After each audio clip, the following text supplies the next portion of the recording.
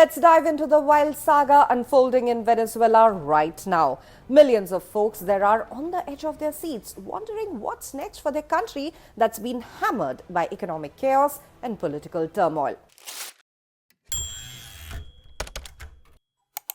At the heart of it all, a fierce showdown between two powerhouse women, both gunning for the top spot and desperately trying to win over none other than US President Donald Trump. On one team, we've got María Corina Machado, the opposition leader and fresh Nobel Peace Prize winner.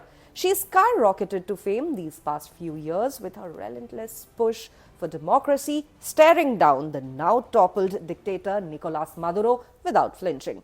But after that messy 2024 presidential election where the government-run electoral folks claimed Maduro won, letting him hang on to power, she's mostly been lying low in hiding.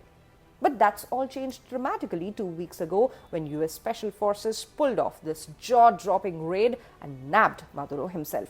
And then there's her opponent, Delcy Rodriguez, who was Maduro's vice president and is now stepping up as acting president. She's viewed as a die-hard from the old regime, a fierce defender of Maduro. But man, oh man, is she in a tough spot, trying to keep Washington happy while not ticking off the loyalists back home who are still all in on the Maduro vibe.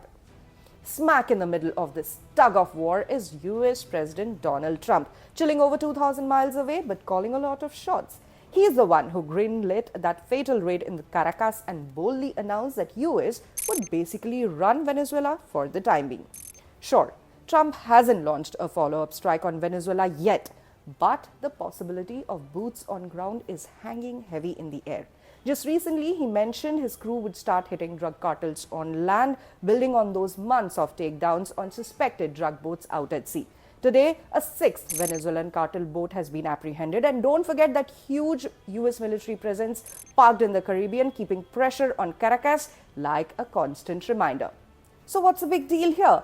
Trump's decisions could straight up shape who ends up leading Venezuela and steering its future. At first glance, it seems pretty cut and dry. Trump's been singing praises for Rodriguez, but hasn't thrown his weight behind Machado, even though she's got some heavy hitters in his own admin backing her. But if you have followed Trump, you know his takes can switch on a dime after chats with other world leaders. One day it's all compliments, the next it's warnings, or the other way around. And with Machado scoring a one-on-one at the White House this Thursday, that could flip the script entirely.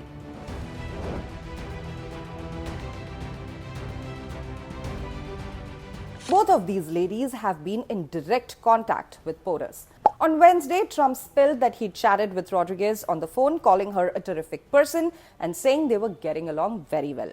Machado is taking it up a notch with some FaceTime action. She had lunch with Trump on Thursday during her DC trip per the White House. But she might have a steeper climb because of that shiny Nobel Peace Prize. She's got solid allies in the White House crew like US Secretary of State Marco Rubio, who hyped her efforts and even nominated her for the 2025 Nobel. Trump himself, back before his inauguration last year, dubbed Machado a freedom fighter who must stay safe and alive. That goodwill seemed to fizzle once she actually snagged the Nobel, something Trump hasn't hidden his own cravings for.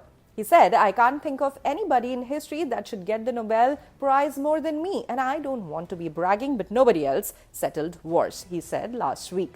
Post-Maduro ouster, Trump threw shade, claiming Machado does not have the support or the respect within the country to lead. Machado has been working to smooth things over with POTUS, even dedicating part of her award to him when she won it last October. In the White House lunch meet on Thursday, she handed over her prize to Trump, presented, despite the Norwegian Nobel Institute saying that's a no-go on transfers. Trump responded that it was an honor to get her prize, but he didn't say straight up if that might make him rethink her spot in Venezuela. This Thursday lunch could be Machado's prime shot at turning the tide. She's starting from behind, but one solid meeting can rewrite all rules. Remember Ukrainian President Volodymyr Zelensky's rough White House sit-down with Trump last February? It threw Ukraine into a frenzy to claw back US backing, with European buddies stepping in as fixers. Or check out New York's brand new Mayor Zohran Mamdani, who got blasted by Trump during his mayoral run, but apparently won him over in their White House debut meetup.